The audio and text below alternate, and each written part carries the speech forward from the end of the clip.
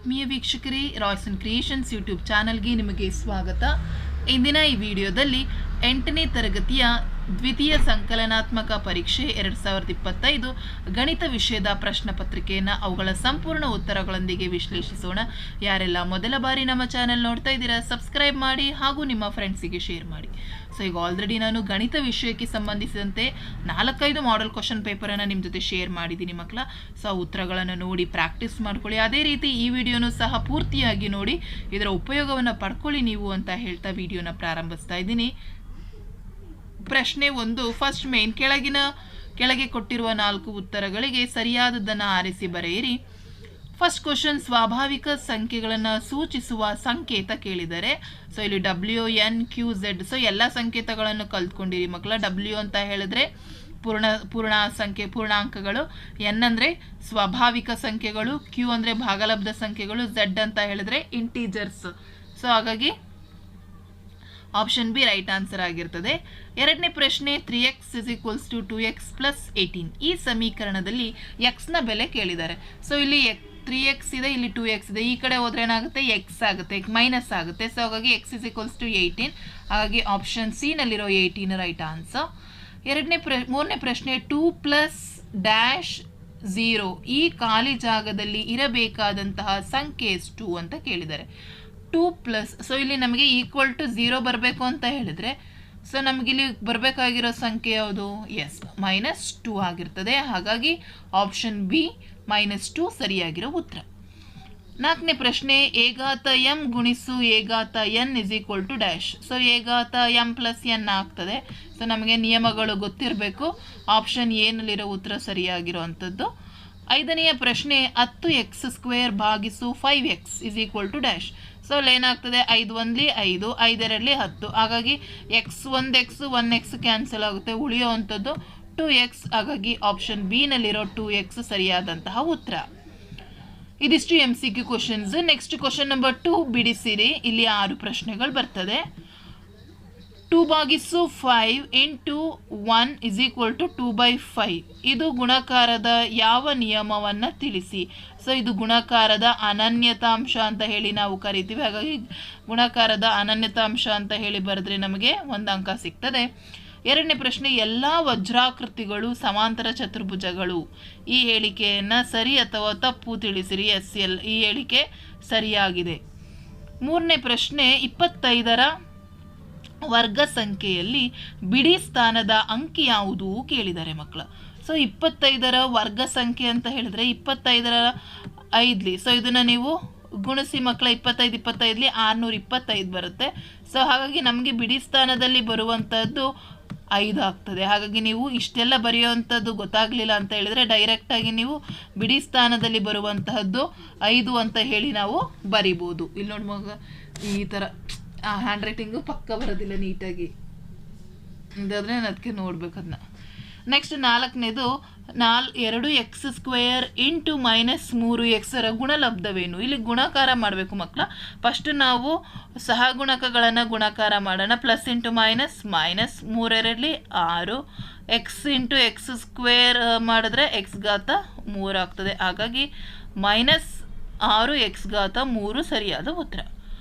Next ಐದನೇ ಪ್ರಶ್ನೆ, ಆಯತಘನದ ಪೂರ್ಣ ಮೇಲ್ಮೈ ವಿಸ್ತೀರ್ಣದ ಸೂತ್ರವೇನು ಅಂತ ಹೇಳಿ ಕೇಳಿದ್ದಾರೆ. ಸೊ ಆಯತಘನದಲ್ಲಿ 2h × l + b. ಸೊ ಸೂತ್ರವನ್ನು ಸಂಪೂರ್ಣವಾಗಿ ನೀವು ಬರಿತಾ ಹೋಗಿ.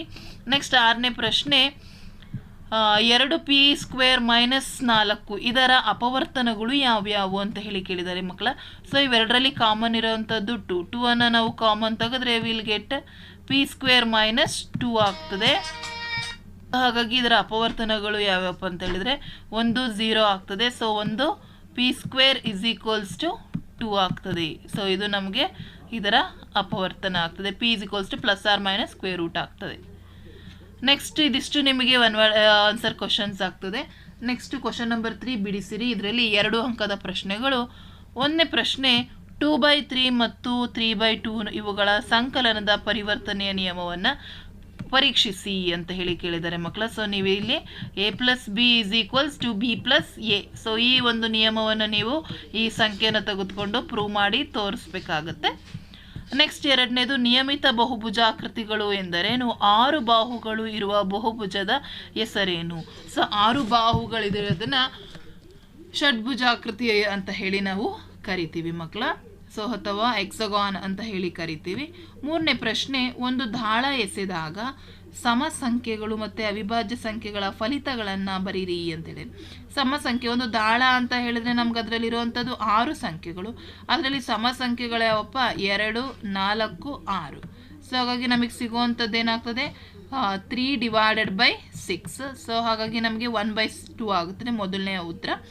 ಎರಡನೇದು ಅವಿಭಾಜ್ಯ ಸಂಖ್ಯೆಗಳಂದರೆ ಅಲ್ಲಿ ಬರುವಂಥದ್ದು 3 ಮತ್ತು 5. ಸೊ ಹಾಗಾಗಿ 2/6 ಆಯಿತು. So 1/4 3 is the right answer. Next 4ನೇ ಪ್ರಶ್ನೆ, 49ನ್ನ 7 ಬೆಸ ಸಂಖ್ಯೆಗಳ ಮೊತ್ತವನ್ನಾಗಿ ವ್ಯಕ್ತಪಡಿಸಿ ಅಂತ ಹೇಳಿ ಕೇಳಿದರೆ, ಸೊ ಅದನ್ನು ನಾವು 7+7+ ಅಂತ ಹೇಳಿ ಬರಿತಾ ಹೋಗಿ ಮಕ್ಕಳ. ಸೊ 1+ ಅದನ್ನು 1+3+ ಅದೇ ರೀತಿ 5 ಆಗುತ್ತೆ. Next you add 9. So add ಮಾಡ್ತಾ ಹೋದರೆ ಟಿಲ್ ಎಲ್ಲಿವರೆಗೆ 49 ಬರಿತಾ ಹೋಗಬೇಕು. ಆಮೇಲೆ 11 + 13. ಸೊ ಅದೇ ರೀತಿ ನೀವು 49 ಬರೋ ತನಕ ಬರಿತಾ ಹೋಗಿ. ನೆಕ್ಸ್ಟು √400. ಸೊ ಅವಿಭಾಜ್ಯ ಅಪವರ್ತನ ವಿಧಾನವನ್ನು ಬಳಸಿ ಅಂತ ಹೇಳಿದರೆ, ಸೊ ಇಲ್ಲಿ ಅವಿಭಾಜ್ಯ ಸಂಖ್ಯೆಗಳನ್ನು ಮಾತ್ರ ಬಳಸ್ಕೊಂಡು 400 ನೀವು ಅಪವರ್ತಿಸ್ತಾ ಹೋಗಬೇಕು. ನೆಕ್ಸ್ಟ್ 5ನೇ ಪ್ರಶ್ನೆ, ಒಂದು ವಸ್ತುವಿನ 450 ರು ಬೆಲೆ ಮೇಲೆ 5% ಟ್ಯಾಕ್ಸ್ ಹಾಕಿದರೆ ಬಿಲ್ನ ಮೊತ್ತ ಎಷ್ಟು ಅಂತ ಹೇಳಿ ಕೇಳಿದ್ದಾರೆ.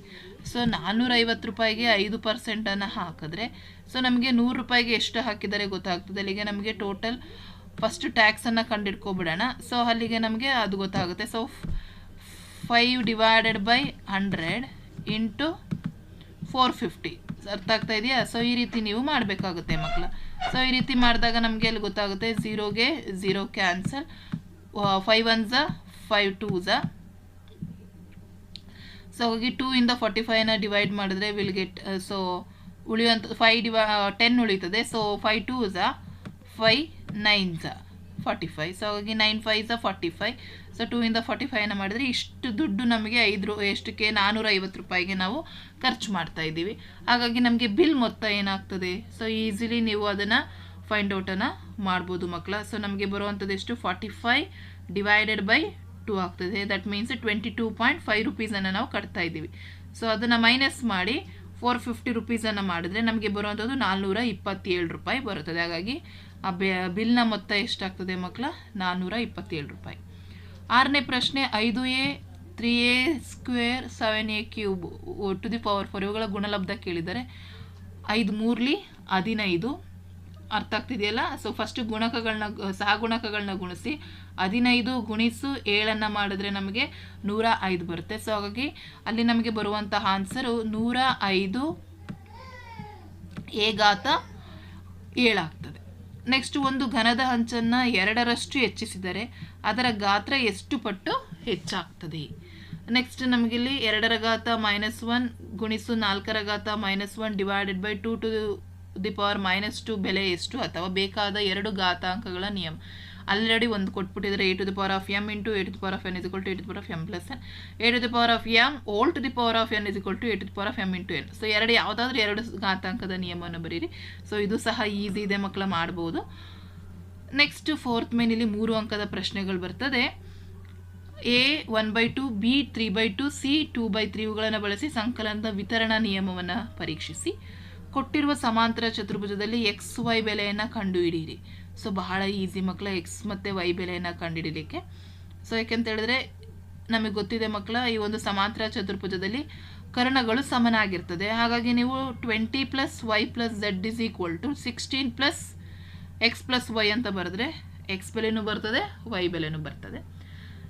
ನೆಕ್ಸ್ಟ್, ವಜ್ರಾಕೃತಿಯ ಚಿತ್ರ ಬರೆದು 2 ಗುಣಲಕ್ಷಣಗಳು ಯಾವುದಾದ್ರೂ 2ನ್ನ ಬರೀರಿ. 3ನೇದು, ತಂಪು ಪಾನೀಯ ಕಾರ್ಖಾನೆಯಲ್ಲಿ ಒಂದು ಯಂತ್ರವು 6 ಗಂಟೆಗಳಲ್ಲಿ 840 ಸೀಸೆಯನ್ನು ತುಂಬಿದರೆ 5 ಗಂಟೆಗಳಲ್ಲಿ ಎಷ್ಟು ಸೀಸೆಗಳನ್ನು ತುಂಬುವುದು? ನೆಕ್ಸ್ಟ್, ಗೊತ್ತಿರುವ ದತ್ತಾಂಶಕ್ಕೆ ರೇಖಾನಕ್ಷೆಯನ್ನು ಹಾಕಿ. ಸೊ ರೇಖಾನಕ್ಷೆ ಪ್ರಾಕ್ಟೀಸ್ ಮಾಡ್ಕೊಳ್ಳಿ ಮಕ್ಕಳು, 3 ಅಥವಾ 4 ಅಂಕಕ್ಕೆ ಕೇಳ್ತಾರೆ. ನೆಕ್ಸ್ಟ್ 5ನೇ ಪ್ರಶ್ನೆ, ಆಯತ ಘನದ ಆಕೃತಿ ಬರೆದು L 10 centimetre, B 5 centimetre, H 3 centimetre ಆದಾಗ ಪಾರ್ಶ್ವ ಮೇಲ್ಮೈ ವಿಸ್ತೀರ್ಣ ಹಾಗೂ ಘನಫಲವನ್ನು ಕಂಡುಹಿಡಿಯಲಿಕ್ಕೆ ಕೇಳಿದ್ದಾರೆ. ನೆಕ್ಸ್ಟ್ ಲಾಸ್ಟ್ ಮೇನ್ 4 ಅಂಕದ ಪ್ರಶ್ನೆಗಳು. 8x + 4 = 3 × x - 1 ಈ ಸಮೀಕರಣ ಬಿಡಿಸಿ ನಿಮ್ಮ ಉತ್ತರವನ್ನು ತಾಳೆ ನೋಡಿ, ಅಥವಾ 15,625ರ ಘನ ಮೂಲವನ್ನು ಅವಿಭಾಜ್ಯ ಅಪವರ್ತನದಿಂದ ಕಂಡುಹಿಡಿಯಿರಿ. ಆ್ಯಂಡ್ ಲಾಸ್ಟ್ ಮೇನ್ ಪೈ ನಕ್ಷೆಯನ್ನು ಬಿಡಿಸ್ಬೇಕು. ಸೊ ಪೈ ನಕ್ಷೆಯನ್ನು ಬಿಡಿಸ್ಬೇಕಾದ್ರೆ ಫಸ್ಟ್ ಇವುಗಳನ್ನು ಒಟ್ಟು ಎಷ್ಟು ಜನ ಇದ್ದಾರೆ ಅವರನ್ನು ಕೂಡಿಸಿ ಅದರಲ್ಲಿ ನೀಲಿ ಎಷ್ಟು ಇಂಟು 360 ಡಿಗ್ರಿ ಮಾಡ್ತಾ ಹೋಗಿ, ಯಾಕೆಂದರೆ ನಾವು ವೃತ್ತದಲ್ಲಿ ಹಾಕೋದ್ರಿಂದ, ಸೊ ವೃತ್ತವನ್ನು ಬಿಡಿಸಿ ನಾವು ಇದು ಮಾಡೋದ್ರಿಂದ ಸೊ ನಮಗಲ್ಲಿ 360 ಡಿಗ್ರಿಗೆ ನಾವೇನು ಮಾಡ್ತೀವಿ, ಕೋನವನ್ನು ಕಂಡುಹಿಡ್ಕೋಬೇಕು. ಹಾಗಾಗಿ ನೀವು ಇದಿಷ್ಟನ್ನು ಆ್ಯಡ್ ಮಾಡಿ ನೀವು 360ಗೆ ಮಲ್ಟಿಪ್ಲೈ ಮಾಡಿಕೊಂಡು ನೀವು ಕೋನಗಳನ್ನು ಹಾಕೊಳ್ತಾ ಹೋದರೆ ನಿಮಗೆ ಪೈ ನಕ್ಷೆ ಬರ್ತದೆ. ಸೊ ಹಾಗಾಗಿ ಬಹಳ ಈಸಿ ಇದೆ ಮಕ್ಕಳ 8th standard question paper. It's not a difficult. So ಪ್ರಾಕ್ಟೀಸನ್ನು ಮಾಡಿಕೊಂಡು ಎಕ್ಸಾಮ್ಗೆ ಪ್ರಿಪೇರ್ ಆಗಿ ಅಂತ ಹೇಳ್ತಾ ವಿಡಿಯೋನ ಎಂಡ್ ಮಾಡ್ತಾ ಇದ್ದೀನಿ. ಹೆಚ್ಚಿನ ವಿಡಿಯೋಗಾಗಿ ರಾಯ್ಸನ್ ಕ್ರಿಯೇಷನ್ಸ್ ಯೂಟ್ಯೂಬ್ ಚಾನಲನ್ನು ಸಬ್ಸ್ಕ್ರೈಬ್ ಮಾಡಿ.